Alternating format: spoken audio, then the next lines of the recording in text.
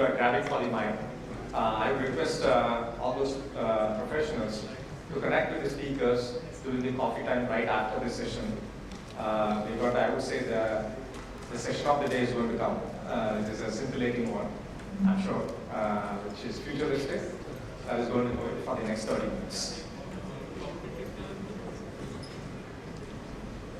To invite Dr. Ajay Mishra, the Managing Director of Data and AI in Supply Chain from Accenture. And I should be really grateful to him because in a very short notice, he could step in and support this initiative. We don't find too many speakers in this, too many specialists in this space. We always say that we are all in the base camp. Nobody knows literally what is AI, what is data. Then comes the bigger puzzle, data plus AI. So it's my pleasure. I'm going to chat with them on a few of the common questions. And depending on the time limits, we can probably open up the house for a few more questions.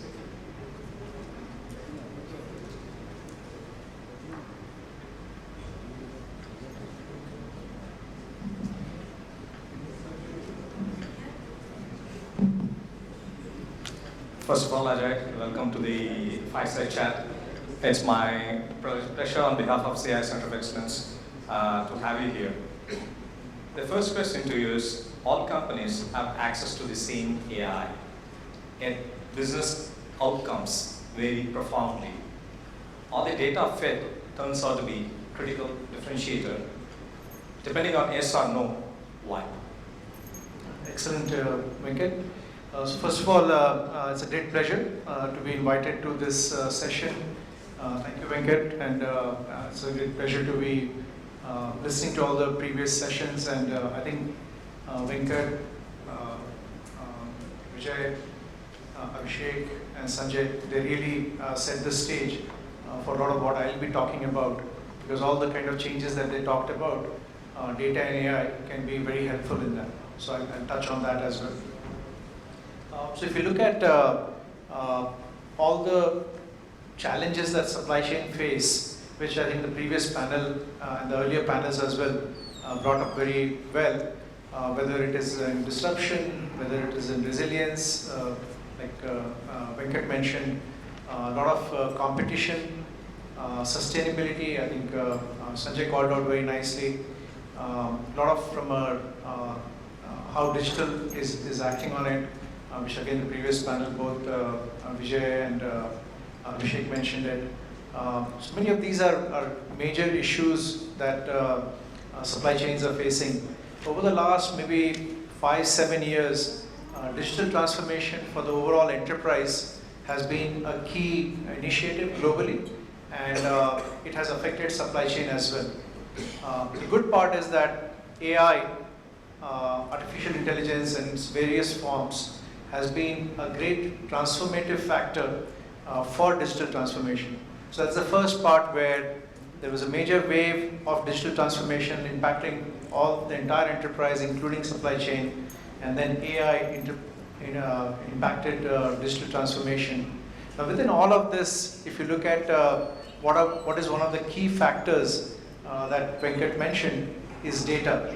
So before I go ahead with that, like my view on data being a differentiator and why that's critical for a supply chain, I'd just like to maybe use ask the audience, like in Konvarega Crorepati, that what do you think? What is your company's data like?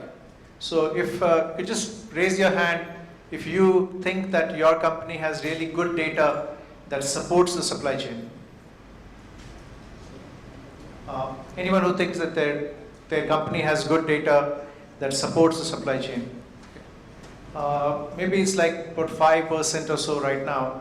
So some of the studies have shown that maybe about 15% people in most scientific studies than just asking people to raise their hand, but only 15% people trust their company's data, that it is actually right and they are able to get the data to make decisions in the right time. So you can see that it's a major challenge, and getting the data right is a very critical one.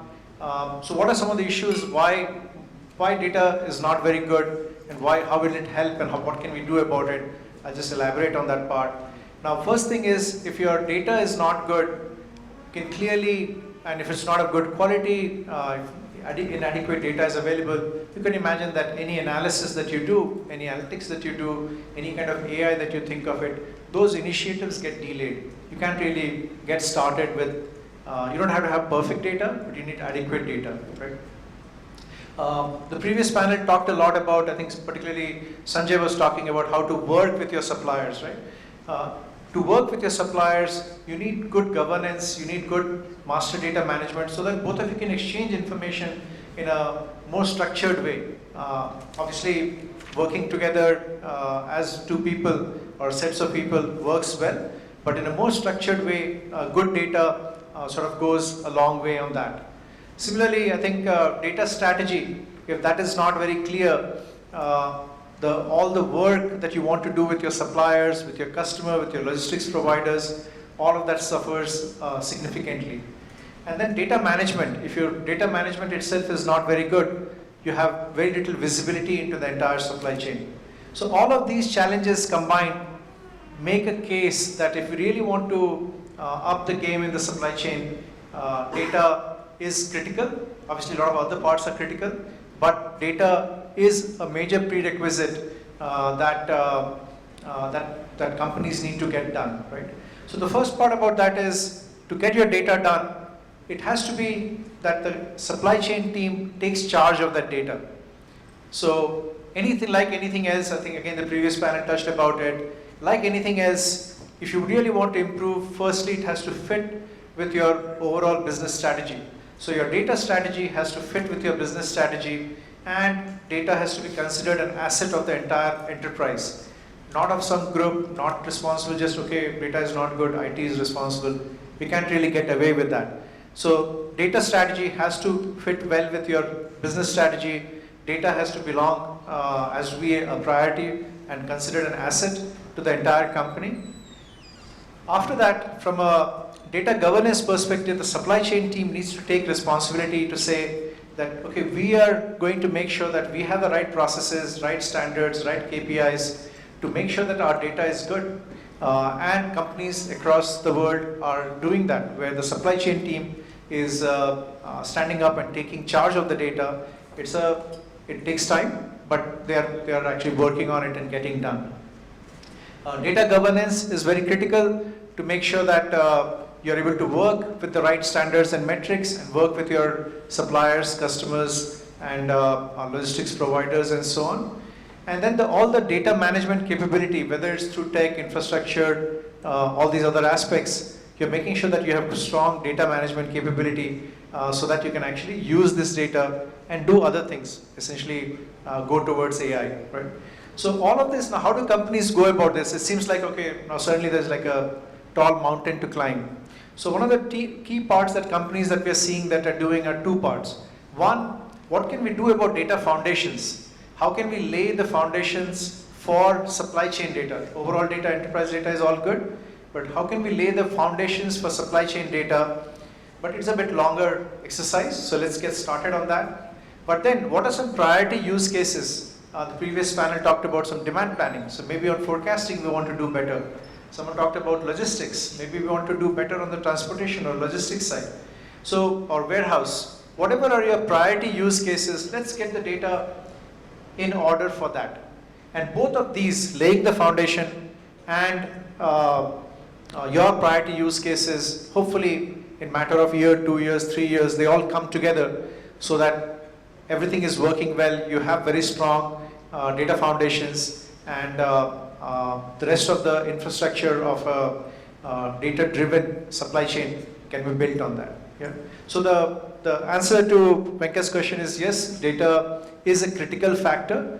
The initial point of the question that everyone has access to AI is also something that can be discussed, that is that true? But I'll come to that later on. Yeah? Hopefully the data part is covered. Thanks, Venkat. Thank you, Ajay. And as a follow-up question, you mentioned so much about the data. So the data dependencies is pretty high. with many of the parties who are not in your business. Maybe it could be a service provider on the upstream or the downstream side. So that has become a big problem. And just in a connected one, when we concluded with one of our white papers on data in Indian supply chain, we found that as high as 90% of the Indian professionals in supply chain still fall back on Excel. So what are we talking about? ERP platforms and even now IBP. So everything finally lands up in the Excel sheet. So better you start using the Excel sheet itself. So now the question back to you is like, when you have that, how do you really have control on this? No, excellent question again. So this clearly is not just a challenge for a person, like as a supply chain professional for you or for your company, it's for the entire industry. And many places the entire industry is working on it. So one of the things is to standardize certain kinds of data for that particular industry, because a chemical industry will have a lot of differences from a consumer good industry, from some other maybe tire or automotive industry. So how can you standardize your data, your metadata, your master data, so that a lot of it is sort of easier to work with? How do you work with suppliers? So only if you are both speaking the same language, it's much easier to start exchanging that information. And companies are investing in building that connection with the supplier. Because for most large companies, that first year supplier is extremely critical. Generally now with sustainability particularly, but even otherwise, second and third tier matter as well. But particularly with the first year, how can we agree to speak the same language from a data perspective and start exchanging the right data at the right frequency, so that they know what you're thinking, what you're doing, you know how prepared they are, what risks they have, how they affect you. So that's very important. Now coming to the Excel part, because I've been a data and AI professional for all my career, I was a professor of this in quantitative, but also working in industry. Excel is the biggest competitor for every kind of enterprise software. So that way it's a Swiss Army knife, right? You can't, don't try to beat it. Now why still a lot of companies implement it is that how can you actually be smarter? Because all of you who have worked with Excel, it's great, but you just have so much to manage. The moment the data becomes very large, it just gets all over the place, a lot of chance of errors, all kinds of challenges happen. So how can we make sure that people don't need to resort to Excel very easily, right? So that you're giving them, as an example, demand planning. You're not just giving them a forecast, you're showing why that forecast is coming up so that they can actually understand, as opposed to they go and check, okay, is this forecast right? You're showing it against certain predictors that, you know what, this number is going up, look at this, these other things are also going up and those other things are going down, so that you're able to explain, there's some explainability of the forecast and so on. So you kind of anticipate that why someone would need to go to Excel. Other part that a lot of people go to Excel is that the forecast is available, it's available at a high level, but they are operating at a low level. So they say, okay, this region is this much, now what is it at this district level? So how about you use some better science to actually give it to them at that level, right? So anticipating all of these, make sure that people resort to Excel less than they would otherwise, but no one competes with Excel, you'll just lose. Yeah. So the greatest takeaway for all of us is don't try to beat Excel. So now let's move on. AI is just 10% of the secret recipe. Is this correct? Then what makes the 90% of the AI integration? Excellent question. I think, so what happens is, from a data and AI perspective, obviously we look at the newspaper headlines, we look at some of the wow parts, we're like, wow, an amazing algorithm. Right now, since last November, since ChatGPT surfaced, Gen AI, nothing in technology has ever become a household name. Even things like internet took a long time for everyone to start asking, what is internet, what is web? ChatGPT, literally school child, corporate, CEO, everyone was talking about it in a matter of weeks. So clearly, while AI is very important, there are a lot of other things that determine the success, particularly from a supply chain context. So the first of things, which is not a very big surprise, is that is it tied to the business strategy? Is whatever you're doing, whatever your initiative is it really tied to your overall enterprise strategy? Specific supply chain, I think Venkat started it well in the previous slide, where it was always like a cost, or maybe I think Abhishek felt like many places there was demand, many other places we know that it was not exactly the most fancy profession, right? But from a enterprise perspective and from a supply chain perspective, the more we are looking at, okay, this is just a way to reduce cost, this is a way to get the product there.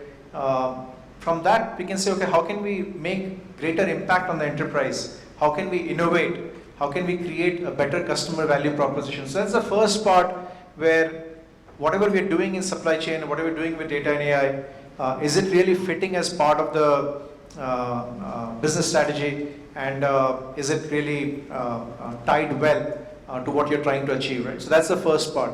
The second biggest thing is companies, just like 20, 30 years back, from ERP, a lot of other versions since then, many of these fail, or many of they say, about 75%, again, these are different kind of research, where 75% of the folks have said that they are still not getting enough value, but they hope that in 2024, they will get more value from their AI investments. So why are they not able to get that value, right? But we have done, this is an Accenture study, where they found that companies that were using cloud and AI well had about 5x. Those who were like more innovators, top 10 to 15% in using cloud and AI, their growth was about 5x compared to the laggards, right? And what is one of the reasons? So after the business strategy, the second most important thing is culture. Do you have a culture of data in the company? And this, in the spirit of Jugaad, that is one of the biggest takeaways I would recommend, is that even in small ways, how can you create that culture where people are becoming data literate? They understand that, I can make a decision, but maybe I should look at the data. Is it supporting my decision? Is there some evidence to the contrary? So wherever there is a culture of looking at data, of being convincing about their decision, of being able to explain to other people why they're making certain decisions, and also there's a trust, because sometimes they'll say, okay, what are you giving me? I can't say this is a black box. It's fair, it's a black box, but are you giving it a chance, right? And also how it is done in a transparent way, the responsible AI, there's a fairness, there's inclusion, there's transparency, there is accountability, safety, reliability is all there. So is there a data culture and data literacy in the company? That's the most important factor, because a good company can come, you can hire a few data scientists, they will just be frustrated, or they will deliver the project and leave, and no one is going to use it because the culture for data-driven decisions is not there, or the data literacy is not there. So a large number of companies are now investing in making sure that, just like people know the basics of finance or the basics of accounts, the basics of a lot of other areas, they also have a basic sense of data. So data culture is, I think, the second most important thing. The third part, definitely having the right teams who are working on all of this and having access to the right algorithms. Today, again, in the spirit of Jugaad, the good part is that with open source, a lot of very strong algorithms are today available, so they're not that expensive. Using them is not that easy, because it's not that this fault of the algorithm, it just requires certain sophistication, it requires certain experience, and also asking the right questions, using them well. So I think the third part that's most important is, do you have the right teams executing? So generally what works well are multifunctional teams with the right expertise, partnerships where maybe you're also partnering with your ecosystem partners, with your suppliers, with your customers, so that you're looking at it in the right way. So is the team that is executing a large data and AI initiative, are they, is it the right team? Do they have the right set of skills? And it's not all about AI.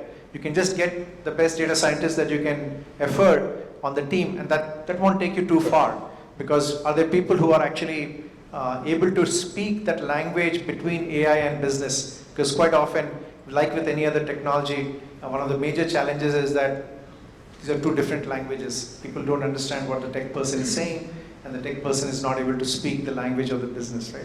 So I think that these are my view, that business strategy, data strategy, a culture of data, and the right algorithms and team to actually use that are the critical factors which complete the remaining 90%. Thank you. That's well said, Daniel. Thank you very much for articulating those thoughts.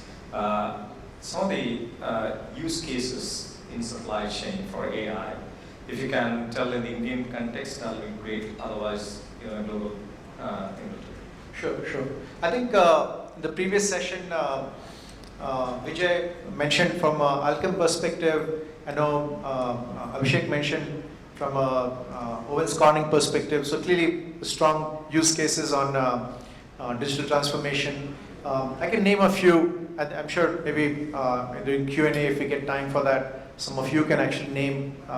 So one of the companies that we work for has this is a large oil and gas manufacturer who went about their improving the demand forecasting, which came up in the previous session as well, using AI/ML.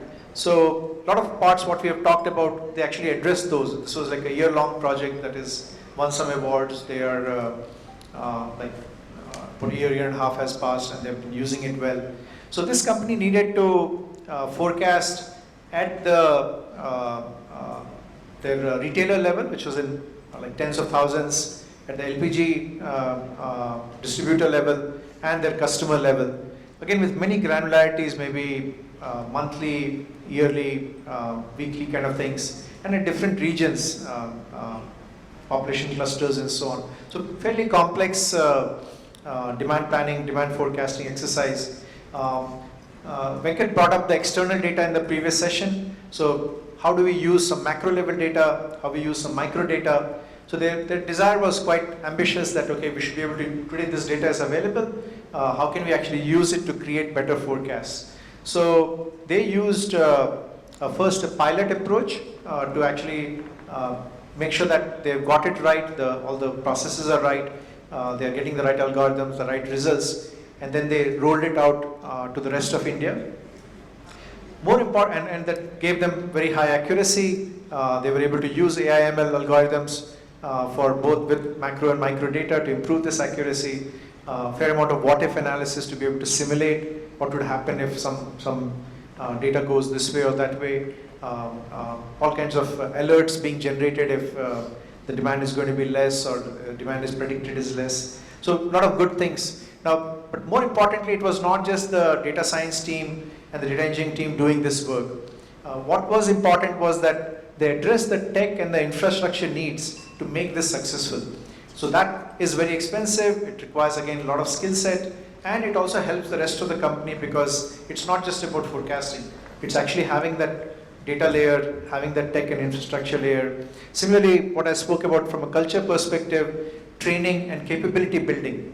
Because someone who has been using Excel, someone who is just working without even Excel, to try to tell them that, hey, we have implemented artificial intelligence and this is good, they're not going to trust you because their KPIs, they trust their own judgment, their own gut feeling for their KPIs. Right?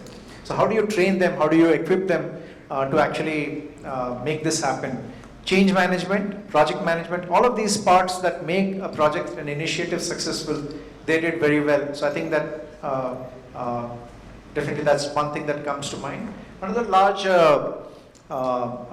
vehicle company wanted to transform their entire supply chain. From their perspective, the product complexity, a lot of regional complexity, a lot of product variety, and then all these cost pressures, supply networks, complex supply networks. How do they want they wanted to deal with it? So from a planning, both demand and supply planning, from a logistics optimization, as well as implementing a digital supply chain suite, like a control tower, so that they have full supply chain visibility. So that's again a project that is still ongoing, and that's again something that many companies are, these are just representative, many companies are engaging in that direction. The last one that comes to mind is a beverage company that has combined, they already had good demand planning, but it was not very sensitive to things that are happening in the near term. So I think the previous panel, someone mentioned demand sensing. So from their perspective, how can I use more recent promotions, better competitive data, better algorithms, obviously, external data, maybe some event is happening in Mumbai or Chennai or Bangalore, and that is going to impact the beverage sales. Weather, because in the short term, weather is a very important predictor of your beverage sales. How can you use all of this to sense my demand better and respond in the matter of weeks? It's 2 to 3 weeks, it's not like several months ahead. So how can I respond, make sure that the right inventory is at the right place? And then more broadly, how can I have a connected system which is using my plant and the warehouse capacity well? And then again, like a control tower, so that I have full supply chain visibility. So a lot of, while I've given some examples, I think many companies are engaged in these kind of projects, because technology is there, the science is there, the awareness is there, and people are seeing value out of it. Excellent. And how to convince the stakeholders on ROI for AI, the most importantly in India? Excellent point. I think that it's always a challenge. So, like any other business initiative, these are expensive. AI particularly is expensive. So, I think for companies to know that it's worthwhile. Now, the couple of ways which we implement, which we recommend. One, definitely all the buzz that is there, particularly Gen AI is very helpful. All the buzz that is there, people kind of go a bit light on the ROI. They'll say, okay, you know what? We have to be, as a C-suite, we have to be able to say that our company is doing AI. Because today, if you say we are not doing AI, it doesn't really go well, right? So from whether it is other stakeholders, whether it is stock market, you want to be known as doing some AI. So that way, the pressure on having very high ROI is a bit less when it is so much in the news. But then what we recommend is not like going for like from 0 to 60 in 6 seconds or 3 seconds, whatever you want to do. But starting off with some pilot projects in critical business priority areas, so that you're able to show that it's not just ending with a POC and some recommendations. You're actually implementing AI. You're able to transform some decisions. So that brings it home that it's not just that these algorithms are good or the science is there or data science is there, but it actually works in my company. So all the parts I talked about, like from a data culture perspective, from a decision-making perspective, for the C-suite to say, it can actually work in my company. That's great. Let me actually invest more, right? Then taking that further, obviously putting significant amount of governance around these AI investments. The last part is a bit not that easy to do, but with good science, we always recommend wherever possible. Just like any pharmaceutical drug is a common example, but a lot of other areas, there's always a control sample. You always have another group, which is a do-nothing group or which is a status quo group. So, where possible, how do you scientifically say, you know what, I have implemented AI overall, for example, in procurement, and these sectors I'm going to run with AI. This other sector, at least for some time, I'm going to run without AI. Obviously, it needs to be done very scientifically. I cannot get into that in such short span. So this control group gives a very good, because it's what the company has already been doing, right? So that gives a very good sense to the business, to the C-suite, that okay, this is what it's creating. In fact, we have examples where we do that year in, year out. Whatever be the existing process, we always maintain status quo, an existing group that we call as a control group, so that you can, whatever investments you're making, all the effort, and just money is one part, right? The project team, wherever as consultants, the team from the client, from the company, they're all putting a lot of effort. Is that effort really yielding anything? Is it making a difference, right? So I think that in comparison to this control group, we are able to show that there's significant amount of, whether it's revenue, margin, and so on. Last part before I leave, again, the last panel brought it up, because it's not just about the financial ROI. All the leaders understand that today, that any metric just focuses on financial metric is not sufficient. So all the other aspects, how does it impact the company from a talent perspective? How does it impact your ecosystem and suppliers? How does it impact sustainability? So bringing that overall multidimensional metric definitely makes a lot more convincing case, and with AI we are able to do that. Excellent thoughts, Ajay. Thank you very much for that. And we got another 2 to 3 minutes. If you have any questions, please raise your hand and somebody will pass on the mic to you.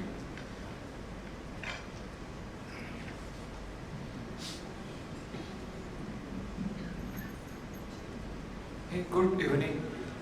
I'm Deepak. Data and AI is a very critical part of supply chain. I understand that. Can you please advise what should be the investment for a small cap company, mid cap company, or a large cap company? What is the percentage of that? Because every time it comes to a board, there is a financial ROI comes, whatever we say. But at the board, this is very critical to give a first-hand thing that the ROI will be this many months or this many times. Well, it's a good question. I think that, and unfortunately, it doesn't have a direct answer because clearly, as I said, one of the reasons why companies should not delay too much is the growth option. You're missing the boat entirely by, let's say, some company says, okay, you know what, I don't see the ROI. So now 2023 is gone, 2024 is gone. Compared to the competition, they are so far behind because no one in their company has any sense of what AI can do for their company. That, if nothing else, just a growth option that, okay, let me keep a finger in this. Let me have a leg inside. At least there are a few people, one sector, one group in the company that actually knows what this is, and whenever needed, whenever we see greater ROI, we'll be able to actually take it to a broader company. So anything major that is happening in the world, companies have to be able to actually have a few people who are participating in that, who have a reasonable sense of that. Now the second part is that while all of these questions come up from a overall company, as like your question was more as a percentage of the business, our recommendation is always to start small.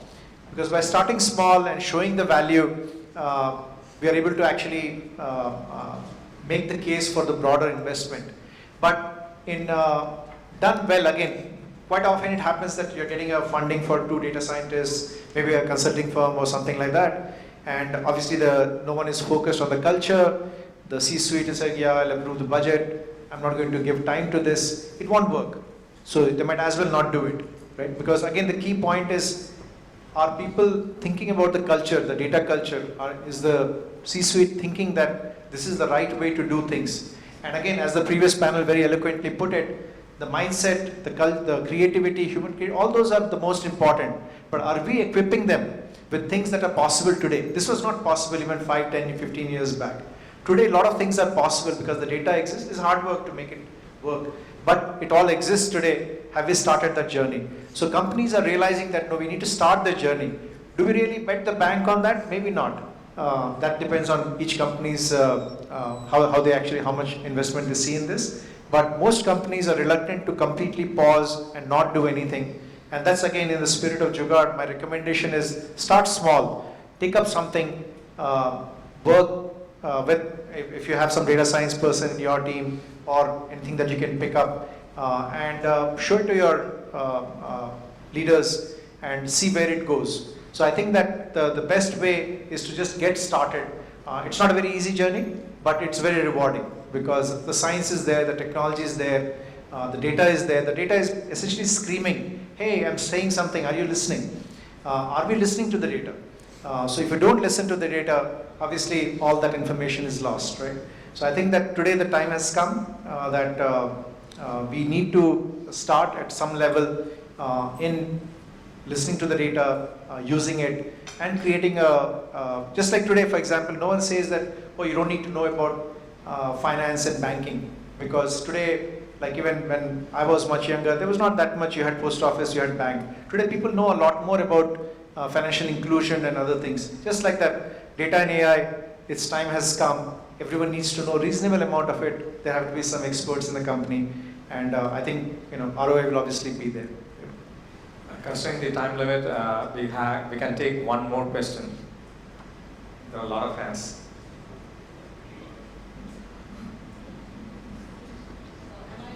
Yeah. She She can speak without the mic.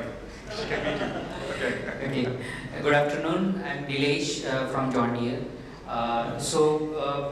First of all, thank you CII for this insightful day. And as we understood throughout the day that not a lot of data but adequate and appropriate data is important key for the AI building and digitization of organizations. So my question is, as not AI or a digitization of manufacturing, specifically global manufacturing company or a supply chain company, what you feel that the organization should focus on building their employees' competences, to sail through this AI adoptions and the digitization process. The individual competences to be built upon. Very good question. So I think particularly from a manufacturing, there's a lot of things that are happening today because a manufacturing plant, a modern manufacturing plant produces a lot of data, and many companies are either creating it themselves or buying software or asking other companies to create it for them, and we are doing a lot of work around manufacturing. So I think from a employee perspective, basic data literacy regarding what kinds of data are being created, because many people may not be aware that all this data, the machines are creating this data.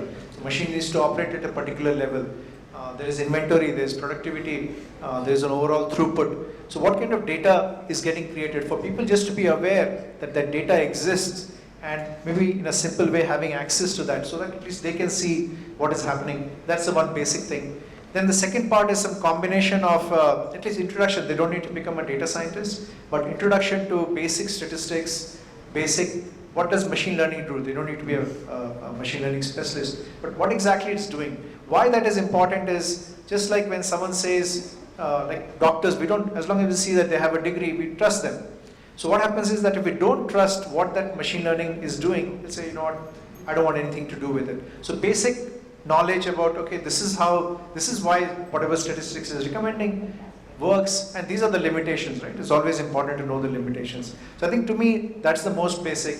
And then second, the most important part that I have seen in my life experience is that once the journey starts, then people are helping each other.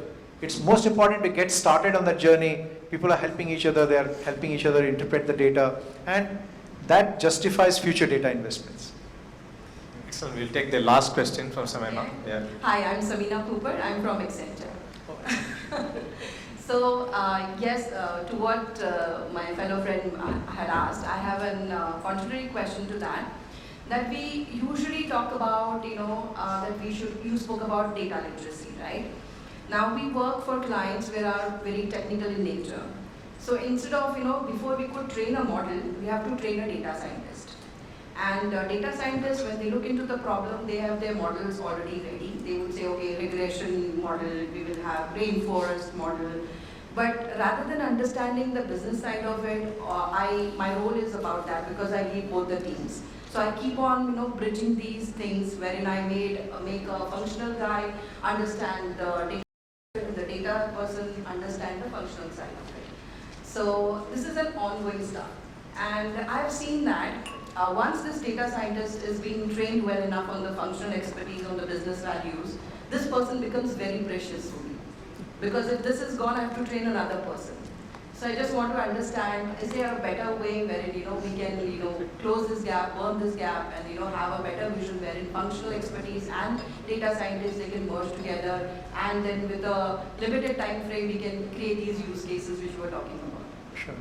No, excellent question. So I think all of you understood the question. So this challenge is pretty much with every field, right? Because whatever, like 20, 30 years back when tech became big, no one could understand what these tech folks are speaking. All the IT folks, they had some other word. The business folks are in some other word. Obviously, we always have this, what is marketing talking about? What is supply chain talking about? What is manufacturing talking about? I think the challenge is always there, that how do we bridge these worlds? And that's the reason what you said, that the folks who are able to bridge these, they have that patience, they have the knack to understand two different languages, and they're able to speak to both worlds, are extremely valuable, right? So no company can do without it. And obviously, every data scientist doesn't need to become that, but we encourage folks that, hey, you need to come out of this and understand the business. So that's a very important part, that we need people who are bridge between these worlds, right? The second part is, like in anything, let's say someone is an advertiser, they train someone to do advertising, and that person becomes an excellent one at using media. And now if they leave, or they're the only people. So any specific skill, having only one person, single point of failure is a challenge for any company, and that's why starting small is a challenge. I don't know if there's any easy way to get away from it, but what I have found is that as long as the company has certain scale, always investing in a leader and committing and giving, just like KPI, if you want to increase your sales, you're going to give someone a sales target, someone senior, and they will get it done. I don't think that data science or AI or anything else is aloof from that principle, right? The rest of it, I think obviously there are other companies where if you want to start small, and we do that a lot, where we say, okay, we will get you started, meanwhile you create your own team. By the way, most of our clients now have teams, and obviously we have to stay ahead of them, right? Because otherwise, why would they come to us as a consulting company? So while you get started, so that you're not behind on the journey, right? And at some point you take it over, and that's just fine. So quite often we give all the work to the company to manage. It's up to them, right? So definitely it's a good question. It's again like any journey, whether it's now many people have IT. Long time back in the 90s, that was the same story. I'm sure long time back when marketing or sales were not as big, all these were being created in the 60s, 70s. Those also face the challenge. The challenge is there, but as I said, like it is extremely critical that the companies get started on that journey. Thank you very much, Ajay. These are wonderful thoughts, and we all know that it's a gross injustice to just spend 30 minutes on a trending subject like this. Database AI probably requires days of discussion. Those who want to catch up with Ajay during the coffee break, they are most welcome. And on behalf of all of you, on behalf of CII Center of Excellence, I'm really super happy with the discussions what we had with Ajay, and it's come all the way to support this initiative of CII. Let's give him a big hand. Thank you, Venkat. Thank you, everyone. Greatly appreciate this.